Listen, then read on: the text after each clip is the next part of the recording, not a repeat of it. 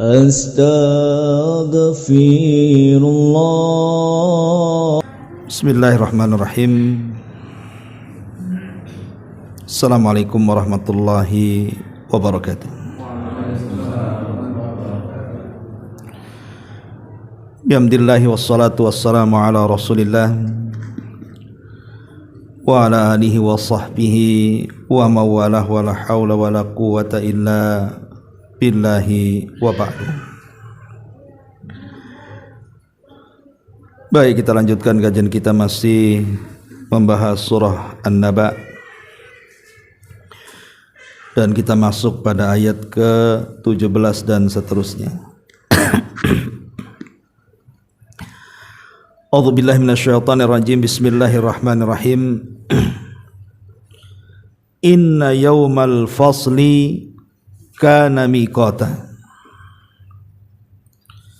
Yawma yunfakhu fis suri fatatuna afwaja.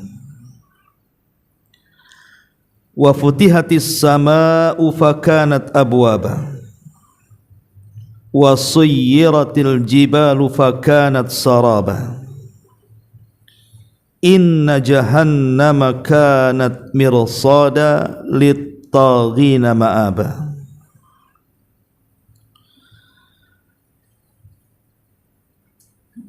Sesungguhnya hari keputusan itu adalah waktu yang telah ditentukan, yaitu pada hari ketika sangkakala ditiup, lalu kamu datang menghadap Allah berbondong-bondong. Langit pun dibuka, maka terdapatlah beberapa pintu di dalamnya. Bahkan gunung-gunung pun dijalankan, maka ia menjadi seperti fata morgana. Sesungguhnya neraka Jahannam itu merupakan tempat mengintai dan menjadi tempat kembali bagi orang-orang yang melampaui batas. Di sini Allah Subhanahu wa taala mengatakan, inna yawmal fasli kana miqata. Yaumul fasl itu disebutkan di beberapa ayat dalam Al-Quranul Karim. Di antaranya disebutkan dalam surah Al-Furqan, Allah mengatakan, al-mulku yawma idinil haq lirrahman wa kana yawman 'alal kafirina 'asira. Kerajaan yang hak pada hari itu adalah kepunyaan Allah Subhanahu wa ta'ala yang maha pemurah, dan hari itu satu hari yang penuh dengan kesukaran bagi orang-orang kafir. Kemudian juga disebutkan dalam surah Ad-Dukhan, Allah mengatakan, inna yawmal fasli miqatuhum ajmain. Sesungguhnya hari keputusan adalah satu hari yang ditetapkan. Dan Allah Subhanahu wa taala juga mengatakan dalam surah Al-Mursalat, li yaumil fasli wa ma adraka ma yaumul fasl. Pada hari Al-Fasl, hari keputusan, dan tahukah kamu apa itu hari keputusan? Dan Allah Subhanahu wa taala juga mengatakan dalam surah Al-Mursalat yang lainnya, hadza yaumul fasli jama'nakum wal awwalin. Inilah hari keputusan yang kami kumpulkan kalian dengan orang-orang yang awal-awal diciptakan. Dan di sini Allah Subhanahu wa taala mengatakan, inna yaumal fasli kana miqata. Sesungguhnya hari keputusan itu adalah hari yang ditetapkan oleh Allah Subhanahu wa taala. Apa itu yaumul fasl? Inilah penjelasan daripada surah An-Naba. Dan An-Naba itu saya katakan dari awal adalah berita yang sangat besar. Apa yang dimaksud berita yang sangat besar? Disinilah jawabannya. Tafsirul ayah bil ayah namanya. Ayat mentafsirkan ayat. Bahwa berita yang besar itu adalah Yaumul Fasl, hari di mana kita akan dihadapkan dengan perhitungan Allah Subhanahu wa taala. Dan fasl itu artinya perpisahan. Dan kita semua akan berpisah, baik di dunia, di alam kubur, sampai kemudian dihadapkan di hadapan Allah Subhanahu wa taala. Adapun perpisahan seorang anak yang berada di rahim ibunya, kemudian melahirkan sehingga berpisah dengan orang tuanya, ini bukan berita besar. Karena kelahiran itu sesuatu yang sangat biasa. Setiap hari ada orang lahir.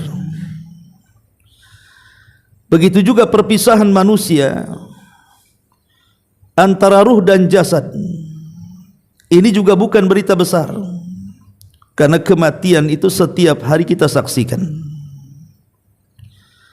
Tetapi yang dimaksud berita besar adalah perpisahan kita dengan bumi. Itulah yang disebut dengan Yaumul Qiyamah, hari di mana bumi ini akan dikiamatkan dan kita akan berpisah dengan bumi yang kita pijak ini. Itulah yang Allah katakan, Inna yaumal fasli kana miqata. Sesungguhnya hari fasl itu, perpisahan itu sudah ditentukan oleh Allah Subhanahu wa taala. Ma'asyiral muslimin wal muslimat rahimakumullah. Dan Yaumul Fasl ini terjadi di hari Jumat,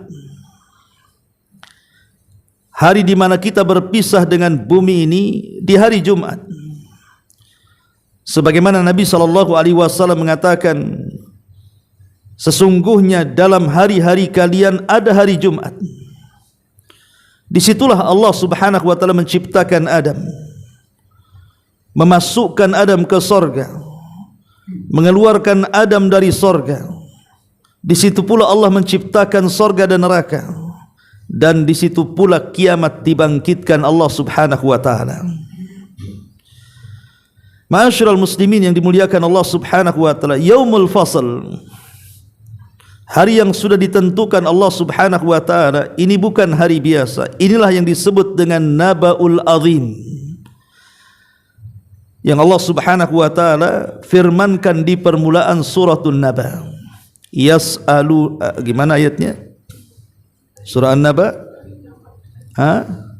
Di awal-awal.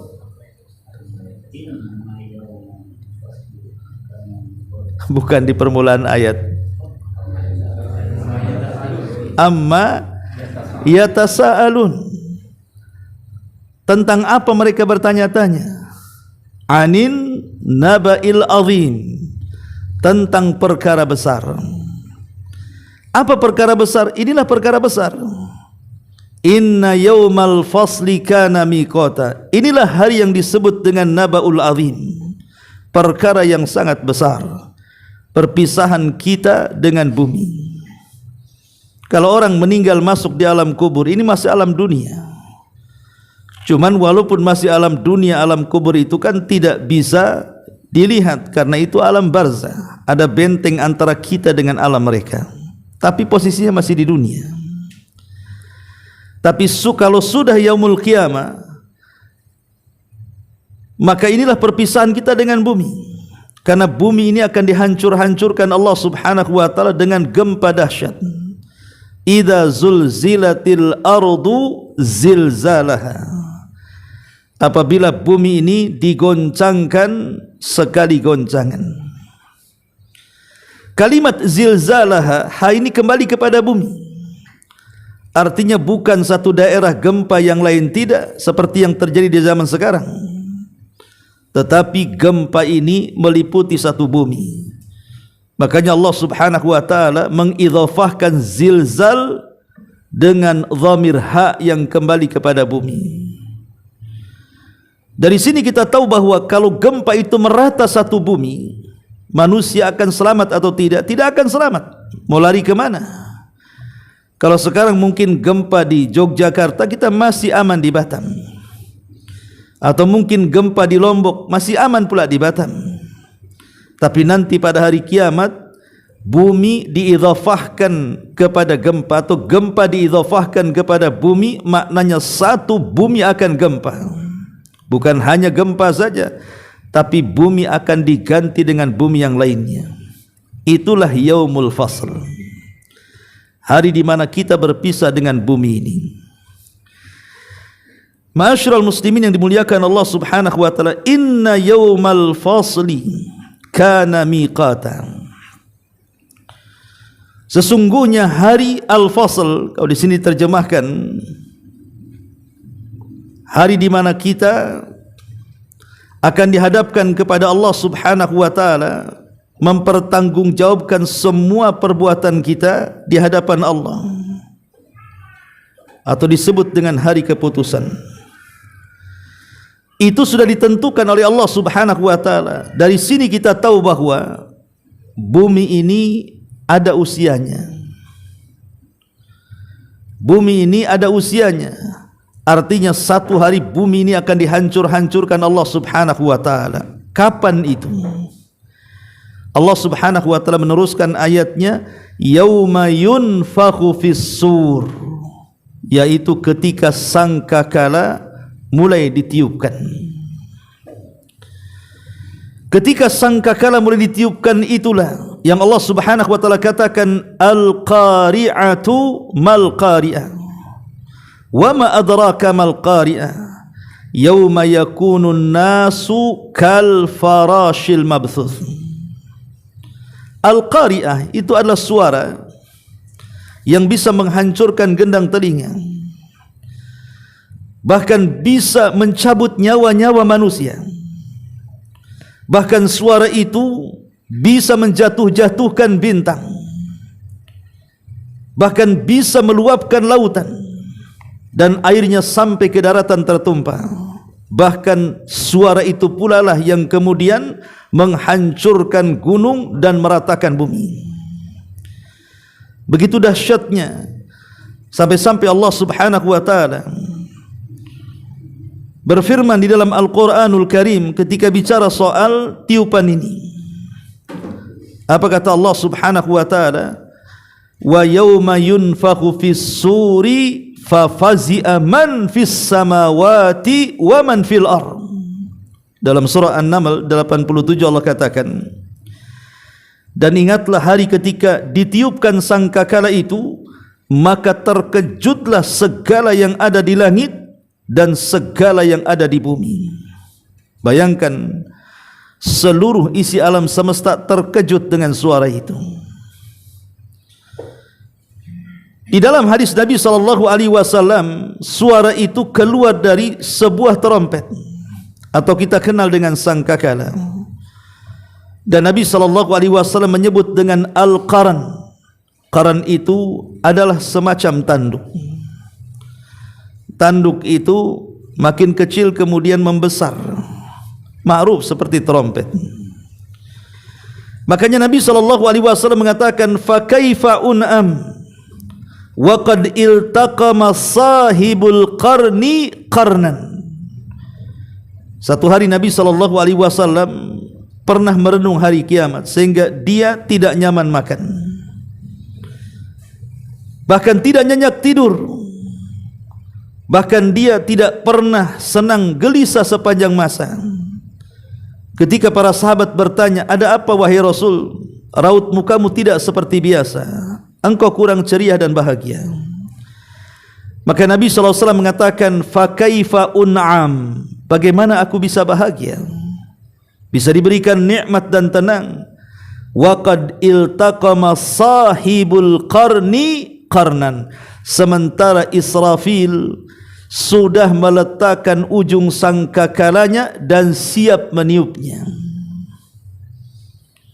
Artinya sebelumnya Israfil belum meletakkan tiupan itu di lisannya, kecuali setelah diutusnya Nabi SAW. Karena diutusnya Nabi SAW salah satu tanda dari tanda-tanda dekatnya kiamat. Dan itu alamatus sughra. Dan umatnya juga adalah umat terakhir.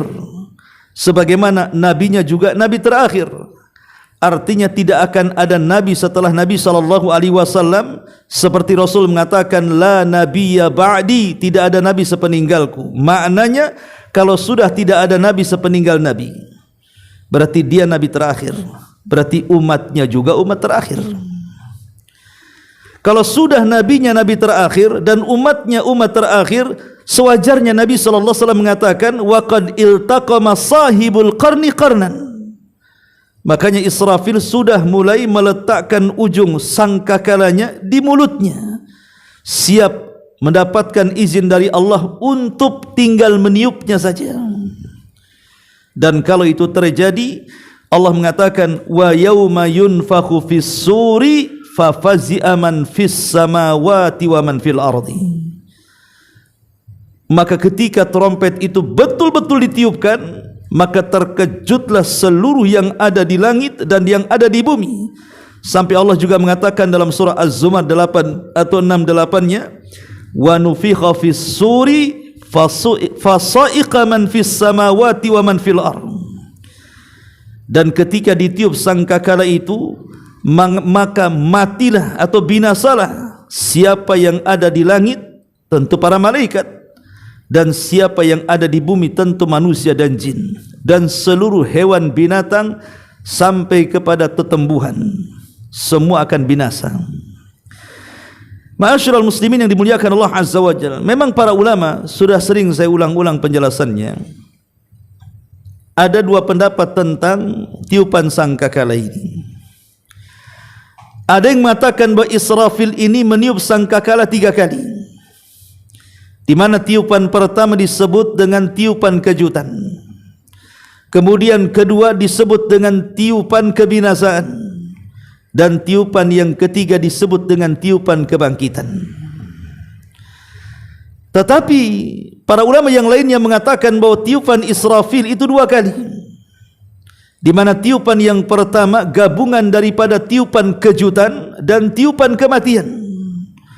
Adapun tiupan kedua, itulah tiupan yang disebutkan oleh Allah Subhanahu wa taala, wa nufikha fis suri fa idzahum minal ajdathi ila rabbihim yansilun. Dan ditiuplah sangkakala, maka tiba-tiba mereka keluar dengan segera dari kubur-kubur mereka menghadap Rabb-Rabb mereka. Artinya hari di mana manusia seluruhnya dibangkitkan oleh Allah Subhanahu wa taala. Ma'asyiral muslimin yang dimuliakan Allah Subhanahu wa taala, inna yaumal fasl, sesungguhnya hari ketentuan perhitungan Allah Subhanahu wa taala adalah hari di mana manusia akan dikumpulkan di padang mahsyar. Manusia ini di dunia pernah dikumpulkan oleh Allah Subhanahu wa taala di beberapa hari. Pertama, hari Jumat manusia berkumpul di masjid. Kemudian yang kedua, di hari ketika manusia sedang haji, manusia dikumpulkan di Arafah. Tapi perkumpulan di dunia ini tidak mencakup seluruh manusia, karena yang berkumpul hanya orang-orang yang beriman saja.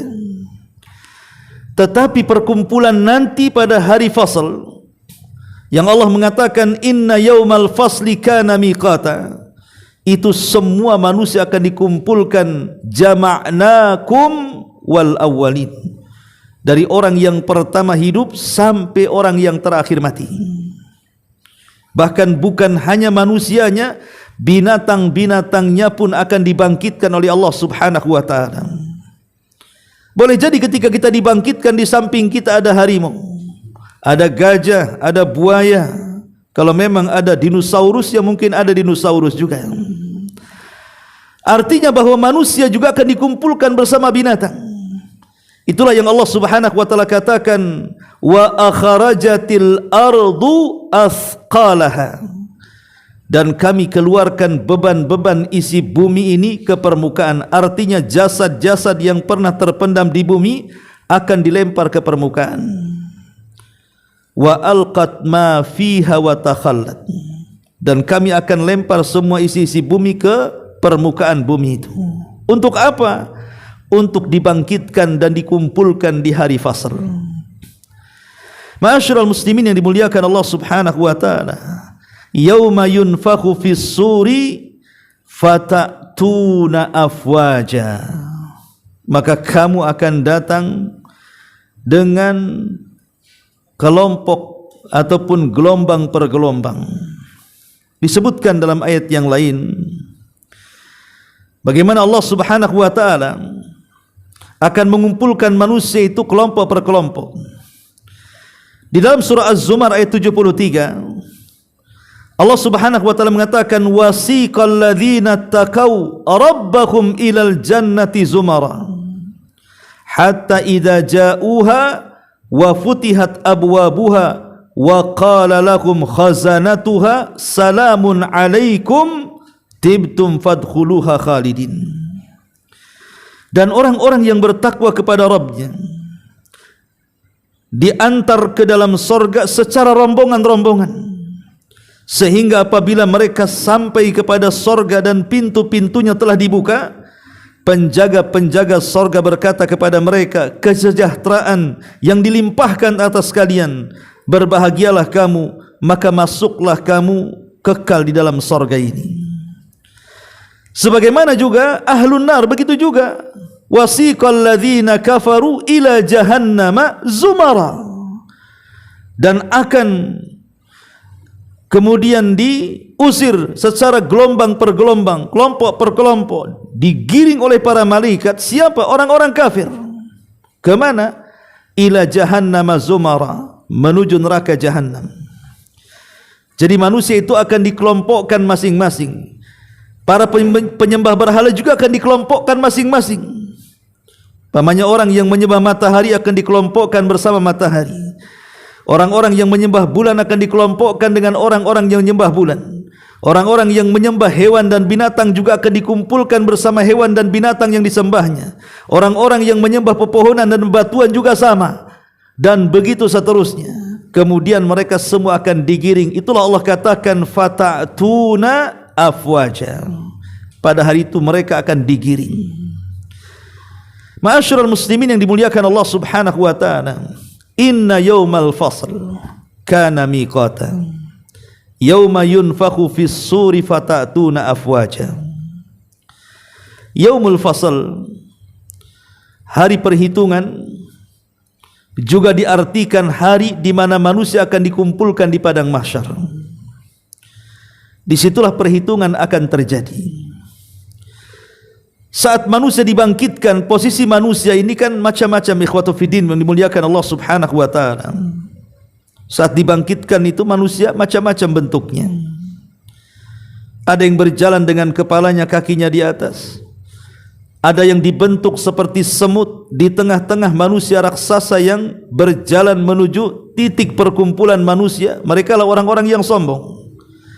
Yang Rasul mengatakan, yuhsyaruna yaumal qiyamah al-mutakabbirun, akan dikumpulkan pada hari kiamat mereka orang-orang yang sombong itu ka'amsali dzar, seperti semut kecil yang terseok-seok di antara langkah kaki orang-orang besar. Bahkan pada hari kiamat manusia ada yang tidak memiliki daging di kepalanya, mereka lah orang-orang yang meminta-minta. Bahkan pada hari kiamat ada orang-orang yang dibangkitkan dalam posisi miring dan tidak tegak jalannya. Mereka orang-orang yang tidak pernah berbuat adil. Dan banyak lagi bentuk manusia itu saat dibangkitkan luar biasa. Dan mereka dibangkitkan yuhsyarun nas khufatan uratan ghurlan buhman yaumal qiyamah. Dikumpulkan dalam posisi tidak dikhitan, tidak menggunakan sandal, tidak memiliki pakaian di badan, bahkan tidak memiliki harta sama sekali yang dibawanya. Lalu apa yang disombongkan pada hari fasal itu? Pada hari perhitungan kepada Allah Azza wa Jalla, apa yang disombongkan? Karena semua akan sama kedudukannya. Mungkin di dunia Anda sebagai pejabat dan juga rakyat, mungkin bisa dibedakan mana pejabat, mana rakyat. Di dunia orang kaya dengan orang miskin bisa dibedakan dengan penampilannya. Di dunia bisa dibedakan mana orang tampan, mana orang yang tidak tampan, bisa dibedakan. Tapi pada hari kiamat, apa yang beda di antara mereka? Sampai Aisyah radhiyallahu anha saat mendengar hadis ini, ketika manusia telanjang bulat seperti orang yang baru dilahirkan, tidak menggunakan sandal, tidak dikhitan, tidak memiliki pakaian, bahkan tidak ada harta di badan. Aisyah sampai mengatakan, Rasul, apakah kami akan telanjang? Kata Rasul, iya. Lalu bagaimana dengan aurat kami? Bukankah orang-orang akan memandang kepada kami? Tapi Rasul mengatakan, ya Aisyah, inna yawma idzin asyaddu sya'n. Wahai Aisyah, jangan kau pikirkan, karena pada hari itu suasananya sangat dahsyat, tidak seperti yang kau pikirkan. Mana mungkin manusia akan melihat aurat yang lainnya sementara dia juga memperhatikan keselamatannya. Makanya Allah Subhanahu wa taala mengatakan, yauma yafirrul mar'u min akhihi wa ummihi wa abi wa sahibatihi wa banihi likulli imri'in minhum sya'nun yughni. Pada hari itu saudara akan lari dari saudaranya, lari dari orang tuanya, lari dari pasangan dan anak-anaknya. Kenapa mereka bisa lari? Bukankah berkumpul lebih tenang? Karena masing-masing mereka takut dituntut haknya dan diambil pahalanya. Yang namanya hubungan berumah tangga pasti ada yang kurang, baik suami atau istri. Hubungan orang tua dengan anak pasti ada yang kurang haknya. Boleh jadi mungkin ada anak-anak yang durhaka, atau mungkin orang tua yang durhaka. Hubungan dengan saudara juga sama. Mungkin ada yang kurang dalam hak kita diberikan di dunia. Lah nanti pada hari kiamat masing-masing akan menuntut haknya kepada masing-masing yang kurang haknya di dunia. Makanya orang tidak mau ketemu orang jadinya. Bahkan suami tidak akan mau ketemu istrinya, anak tidak mau ketemu orang tuanya. Kenapa? Takut dituntut. Istri bisa saja ngomong, dulu di dunia kau berhutang kepadaku, masih ada hak yang belum kau laksanakan. Sekarang saya minta pahalamu. Tentu suami tidak mungkin memberikannya, dia akan lari. Karena hanya itu modal mereka yang masuk surga. Begitu juga sebaliknya. Mungkin istri juga tidak akan ketemu dengan suaminya, karena takut kalau seandainya kemudian suami menuntut, hei dulu di dunia engkau belum memberikan hak sepenuhnya dan engkau sudah berbuat zalim kepadaku, sekarang mana pahalamu? Tentu dia juga akan lari. Makanya Allah katakan, yauma yafirrul mar'u min akhi wa ummihi wa abi wa sahibatihi wa banih likulli imri'in minhum yauma idzin sya'nun yughni.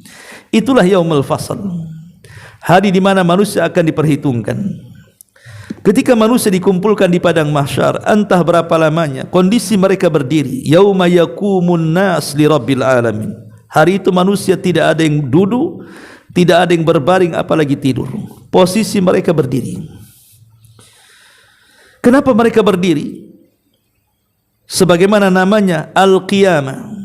Disebut qiyamah itu diambil dari kalimat qiyam. Qiyam itu berdiri artinya. Makanya yaumul qiyamah, hari kiamat, di mana kiamat diambil dari kalimat qiyam, artinya manusia tidak akan duduk, berbaring, apalagi tidur. Itu hari manusia akan berdiri selama-lamanya dan tidak akan pernah duduk dan berbaring. Kenapa mereka diberdirikan seperti itu? Itulah yang disebut dengan faslil qadha, karena mereka akan dibuat perhitungan dengan Allah Subhanahu wa taala, di mana tidak ada yang tersembunyi bagi Allah. Sekecil apapun semua akan ditampakkan dan dibalas.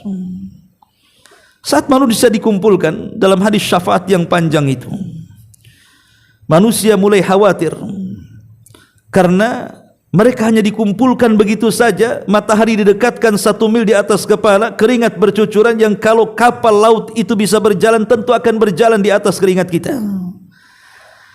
Tapi kemudian mulailah orang-orang yang berakal berkumpul, sebagian mereka dengan sebagian yang lain, membawa masing-masing kaumnya. Mendatangi siapa? Adam alaihi salatu wassalam. Meminta kepada Adam keputusan. Kenapa kita dibiarkan berdiri? Tidakkah engkau minta syafaat kepada Allah Subhanahu wa taala untuk kami? Tidakkah kau iba melihat kami? Ya Adam, isfa' lana ila rabbik, ala tara ila ma nahnu fi. Wahai Adam, tidakkah engkau datang kepada Rabbmu? Engkau kan bapak manusia, bapak kami semuanya. Mintalah kepada Rabbmu agar kami semua diberikan syafaat. Ala tara ila ma nahnu fih, tidakkah kau iba melihat kami? Lihat kami ini. Tapi Adam alaihi salatu wassalam tidak bisa menjawab dan tidak bisa memberikan syafaat. Justru Adam mengatakan, nafsi, nafsi, urus diri kalian sendiri, urus diri kalian sendiri. Berlepas tangan. Karena memang hari itu memang luar biasa. Akhirnya mereka mendatangi ulul azmi minar rusul. Dimulai daripada Ibrahim, kemudian kepada Musa, kemudian kepada Isa. Tiga ulil azmi, diawali daripada Nuh, Ibrahim, kemudian Musa dan Isa. Tiga-tiganya juga tidak bisa memberikan solusi. Baru setelah mereka datang kepada Rasul kita Muhammad sallallahu alaihi wasallam, mereka pun baru mendapatkan solusi. Kata Nabi sallallahu alaihi wasallam, ana laha, kan ku coba. Maka Nabi SAW kemudian mendatangi Allah di bawah arasy-Nya, kemudian sujud. Dari sini pendalilannya kata para ulama. Kenapa Nabi SAW sujud? Karena Rasul ingin membuat sebuah permintaan. Maka siapapun yang ingin meminta sesuatu kepada Allah dan ingin diberi permintaannya, mintalah saat sujud. Mintalah saat sujud. Karena Nabi SAW mengatakan, fajtahidu fis sujud faqaminun alla yustajabu lakum. Bersungguh-sungguhlah kalian berdoa dalam sujud, karena hampir-hampir doa dalam sujud itu tidak mungkin ditolak, pasti dikabulkan. Karena itu posisi terendah dan terhina manusia, meletakkan sesuatu yang mulia di tempat yang hina. Wajah ini mulia, bagi manusia wajah ini mulia. Ketika wajah kita ditampar, terhina kita. Dan tanah itu sesuatu yang rendah karena diinjak kaki. Bagian termulia dalam tubuh kita diletakkan di tempat terhina yang biasa diinjak kaki. Inilah ketulusan yang sesungguhnya, menghinakan diri di hadapan Allah dengan sujud.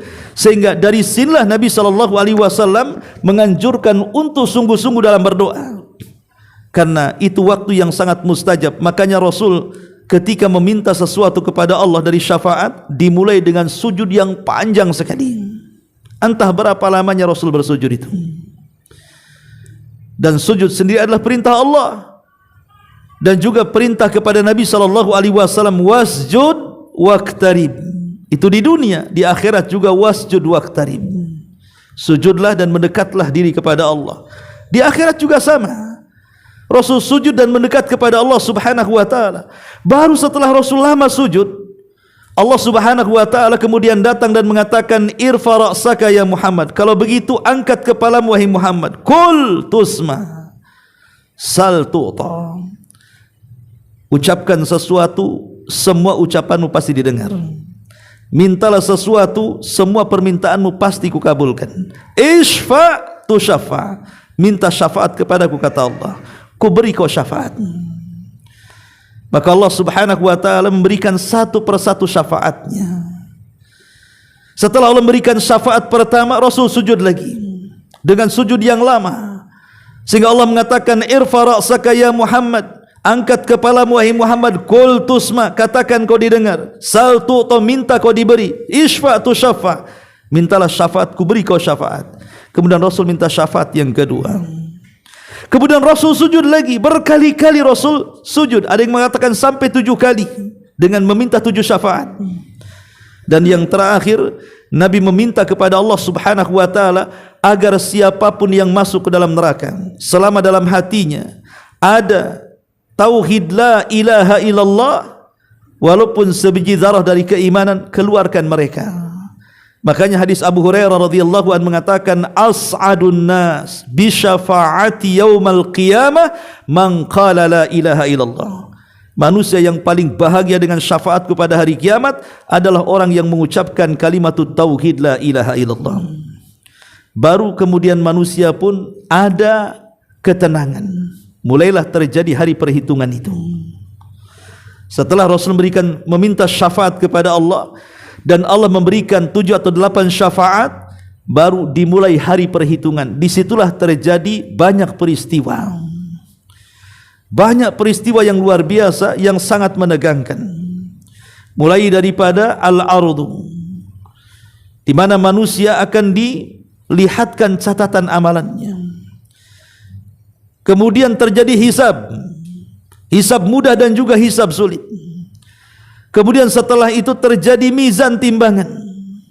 Afan terjadi tatayyurus suhuf, bertebarannya suhuf, catatan-catatan, ada yang mengambil dengan tangan kanan, tangan kiri dan di balik punggungnya. Baru setelah itu adanya timbangan, di mana Allah akan menimbang badan kita, amal kita dan catatan kita. Baru setelah itu langit digelapkan, tidak ada cahaya. Saat itulah Allah bentangkan titian di atas jahanam. Baru Allah berikan cahaya satu persatu manusia sesuai dengan amalannya untuk modal menyeberangi titian. Ada yang selamat dalam titian itu, ada yang tidak selamat. Walaupun yang sudah selamat sampai ke ujung titian, sampailah mereka di sebuah tempat namanya Qantara. Bukan berarti selesai sampai di sini, tidak. Di situ terjadi qisas antara orang zalim dan orang yang dizalimi. Kalau masih tersisa pahala yang dibagi-bagikan kepada orang-orang yang dizaliminya, selamatlah dia ke pintu sorga. Tetapi kalau dia habis pahalanya karena diambil orang, bahkan dia menjadi bangkrut karena dosa orang ditanggung dia, maka dia tidak akan punya harapan untuk menginjak sorga. Dia harus kembali ke neraka. Baru setelah itu manusia berjubel di pintu-pintu sorga, tidak bisa masuk karena memang tidak ada yang bisa membuka pintu sorga. Diketuk siapapun tidak akan terbuka pintu itu, kecuali kata Nabi SAW, ana awwal man aftatihu babal jannah. Sayalah orang yang pertama kali mengetuk pintu sorga dan membukanya. Saat diketuk pintu sorga itu, malaikat Ridwan bertanya, man, siapa anda? Maka Rasul mengatakan, ana Muhammad. Maka Ridwan mengatakan, aku diperintah Allah untuk tidak membuka pintu ini kecuali engkau yang minta. Maka dibukalah pintu sorga, barulah kemudian orang-orang dimasukkan ke dalam sorga. Itulah yang Allah katakan, fata'tuna afwaja. Ada yang dimasukkan ke dalam sorga rombongan-rombongan sesuai dengan ibadah mereka. Makanya pintu sorga juga sesuai dengan rombongannya. Ada yang ahli solat, maka nanti dipanggil di babu solat. Hei, mana yang rajin solat, masuk dari pintu sini. Yang ahli sedekah juga ada pintunya, dan mereka akan disuruh, hei ahli sedekah, ahli zakat, masuk dari pintu sini. Yang ahli haji demikian juga. Yang ahli puasa ada pintu sendiri namanya Babur Rayyan. Dari Babur Rayyan ini ada penyuruh dan mengatakan, hei orang-orang yang rajin puasa, masuk dari pintu sini. Jadi manusia akan masuk ke dalam sorga juga bergelombang-gelombang, berkelompok-kelompok sesuai dengan ibadahnya masing-masing. Lah orang yang masuk neraka juga kurang lebih, karena neraka itu tingkatan-tingkatan. Orang-orang yang mereka meninggalkan salat, maka pintu sakor terbuka kepada mereka. Makanya ketika Allah Subhanahu wa taala bertanya kepada penduduk sakor, "Masalakakum fi sakar?" Bagaimana mungkin kalian masuk ke neraka sakar? Maka penduduk neraka sakar mengatakan, "Qalu lam naku minal musallin." Karena dulu di dunia kami tidak pernah salat. Jadi orang-orang yang masuk neraka juga dikumpulkan, fata'tuna afwaja, berkelompok-kelompok, bergelombang-gelombang. Ma'asyiral muslimin yang dimuliakan Allah Subhanahu wa taala, inna yaumal fasli kana miqatan. Yauma yunfakhu fis suri fata'tuna afwaja. Wa futihatis samaa'u fakanat abwaba. Mulailah Allah Subhanahu wa taala menggambarkan bagaimana dahsyatnya muqaddimah yaumul fasl ini. Langit pun dibuka, maka terdapatlah beberapa pintu di langit itu. Jadi saat tiupan sangkakala Israfil itu sudah ditiupkan sekali tiupan, maka langit pun terbuka pintunya. Disitulah para malaikat keluar semuanya. Mereka keluar dari langit, dan langit kosong dari para malaikat. Karena langit akan digulung seperti digulungnya kertas.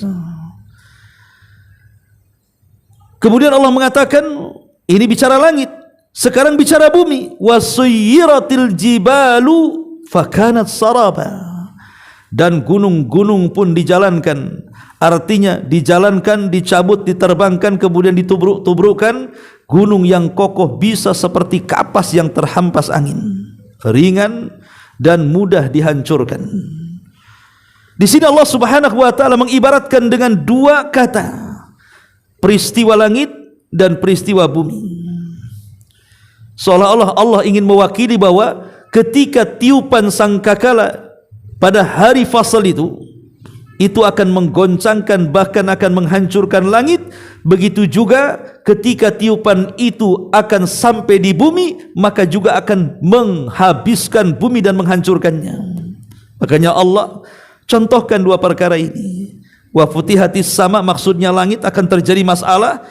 Wa suyiratil jibal, bumi juga akan terjadi masalah pada hari itu.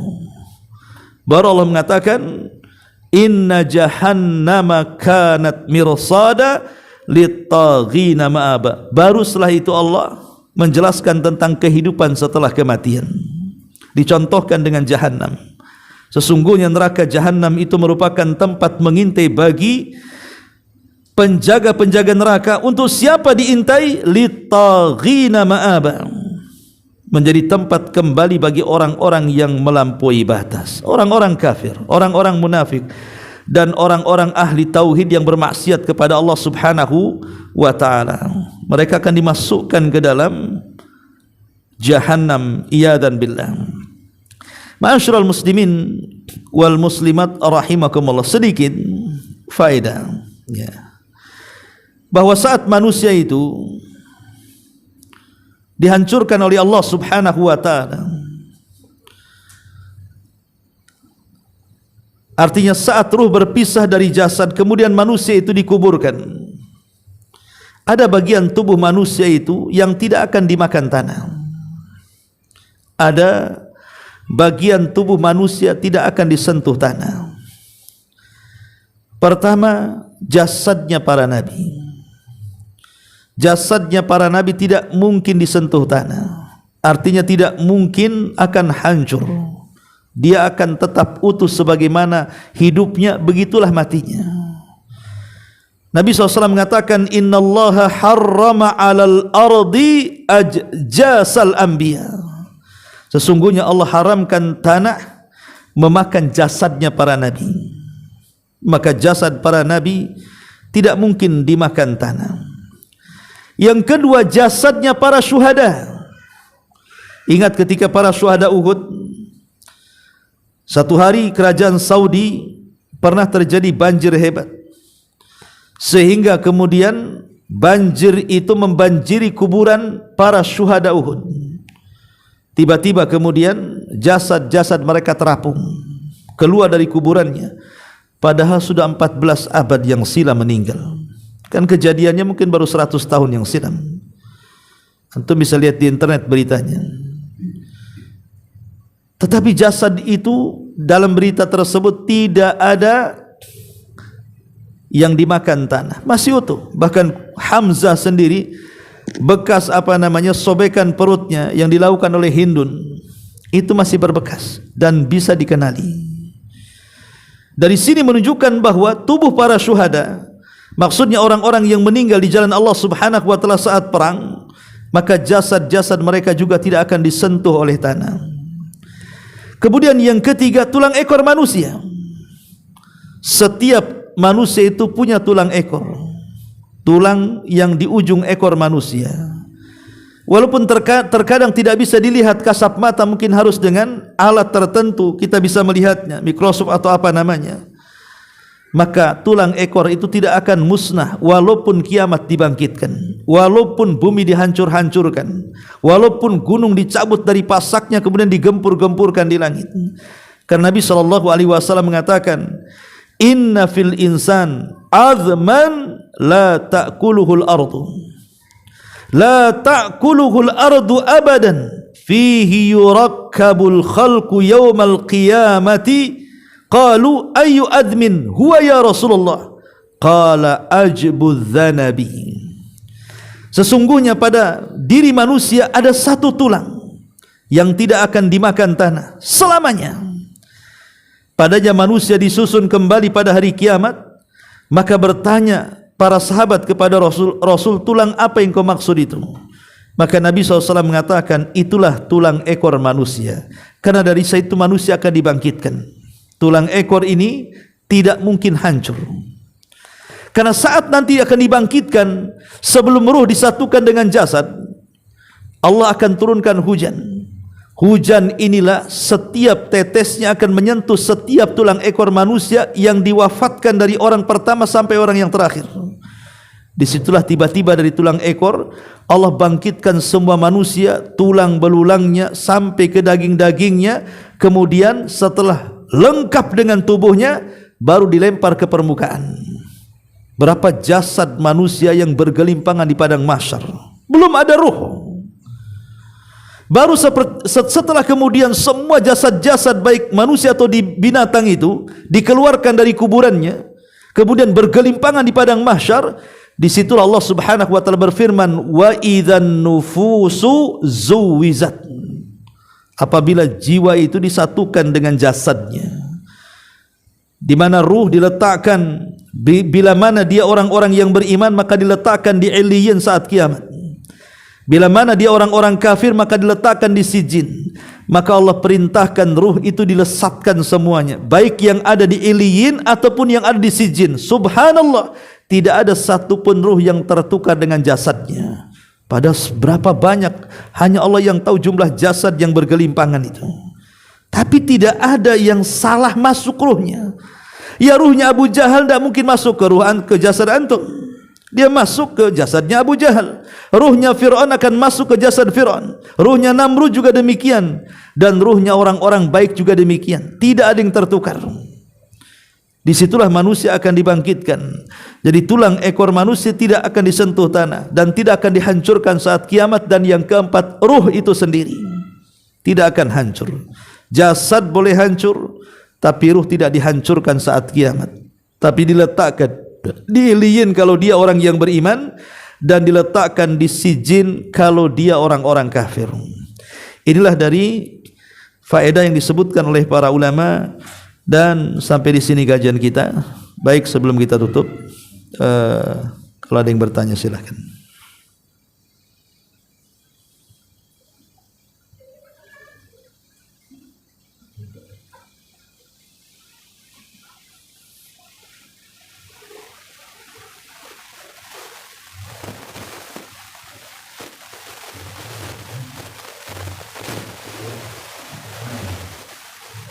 Iya.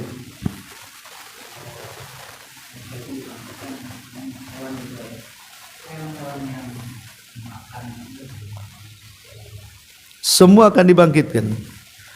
Baik hewan yang dimakan manusia seperti ayam, kambing, sapi, semua akan dibangkitkan. Kenapa hewan-hewan dibangkitkan? Karena mereka akan dihisab. Cuman bedanya mereka tidak diazab. Tidak ada neraka untuk hewan, dan tidak ada sorga untuk hewan. Hewan itu hanya dihisab saja untuk menunjukkan keadilan Allah. Karena Allah itu senang dengan keadilan dan tidak suka dengan kezaliman, walaupun dalam kehidupan hewan. Makanya Nabi SAW mengatakan, sehingga kambing yang bertanduk akan dihisab oleh kambing yang tidak bertanduk. Tanduknya akan diambil, diletakkan kepada yang tidak bertanduk di dunia. Kemudian Allah katakan, tanduklah dia sebagaimana dia menanduk kau di dunia. Seberapa banyak dia menanduk, tanduk seberapa itu pula kau tanduk dia. Semua buaya mungkin makan semut, ya, semut akan makan buaya. Yang penting hisab, ya. Selesai hisab, keadilan sudah ditegakkan. Karena binatang ini, ikhwatu fiddin, dia tidak punya akal, dia hanya syahwat saja. Sehingga terkadang dia menyakiti saudaranya, itu di luar akal mereka. Mereka tidak punya akal. Bagaimana akan disalahkan? Tapi tetap itu sebuah kezaliman, dan Allah tidak suka dengan kezaliman. Allah cinta dengan keadilan. Tetap dihisab. Ini si banteng nanduk kepada banteng yang lain yang tidak bertanduk, maka tanduknya akan dipindah. Tanduk seberapa banyak dia menanduk kamu. Hanya itu saja, demi keadilan. Selesai hisab, maka Allah Subhanahu wa taala mengatakan, kuni turaba, jadilah kalian tanah. Maka selesai itu semua tanah. Orang-orang kafir menyaksikan ketika hisab binatang, sehingga orang-orang kafir mengatakan, ya laitani kuntu turaba, Duhai kiranya ya Rabb, kami jadi tanah juga seperti binatang-binatang itu, selesai hisab selesai. Tapi kami tidak bisa, karena kami harus ada perhitungan, bisa neraka, bisa surga. Makanya mereka mengatakan, ya laitani kuntu turaba, duhai kiranya aku menjadi tanah saja seperti binatang. Oh, tidak bisa. Kalian akan ada hisabnya sendiri, karena setiap kezaliman yang dilakukan manusia berbeda dengan kezaliman yang dilakukan binatang. Binatang berlaku zalim karena mereka tidak ada akal. Mereka hanya ada syahwat saja. Sementara kita ada akal dan ada syahwat, sehingga kita bisa membedakan mana hak dan yang batil, mana yang baik dan mana yang buruk. Binatang tidak bisa membedakan yang hak dan yang batil, yang baik dan yang buruk. Mana tahu binatang itu mau disekolahkan ke sekolah tinggi saja, binatang tidak akan cerdas, karena mereka tidak punya akal untuk menyimpan kebaikan.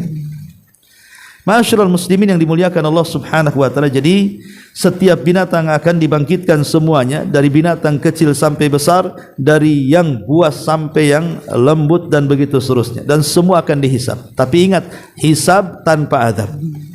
Kalau manusia hisab dan juga azab, walaupun ada orang-orang tertentu yang mereka tidak akan mendapatkan hisab dan azab dan dimasukkan ke dalam surga secara direct, seperti hadis Nabi SAW.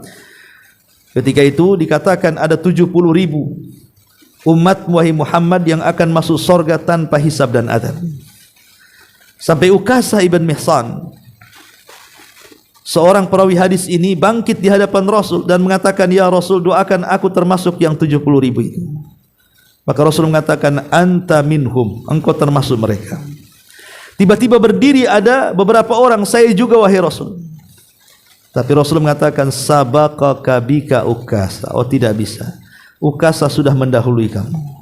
Kenapa Nabi SAW tidak mendoakan yang lain seperti Ukasah? Karena yang berdiri ini setelah Ukasah ada yang mengatakan dia seorang munafik. Makanya Rasul mengatakan, sudah mendahului kamu Ukasah. Kalau Nabi SAW mendoakan orang munafik dengan mengatakan engkau bagian daripada 70.000, berarti dia pasti masuk surga. Artinya ada jaminan dari Nabi. Tapi kalau Nabi SAW mengatakan olasta minhum, engkau bukan bagian daripada mereka, berarti dia pasti masuk neraka. Dan ini menyakiti hati manusia. Makanya Rasul itu punya ibarah yang indah supaya tidak menyakiti orang. Maka Rasul mengatakan, sabaqaka bika Ukasah. Oh maaf, Ukasah sudah mendahului kamu. Ya, jadi itulah bagaimana takbir Nabi SAW sangat indah supaya perasaan orang dijaga. Ya, karena orang itu bisa bertobat, walaupun dia munafik kan bisa bertobat. Atau orang kafir saja bisa bertobat, masuk ke dalam Islam. Wallahu a'lam. Baik, sampai di sini. Subhanallah bihamdika, asyhadu an la ilaha illa anta, astaghfiruka wa atubu ilaik. Allahu ta'ala alam. Assalamualaikum warahmatullahi wabarakatuh.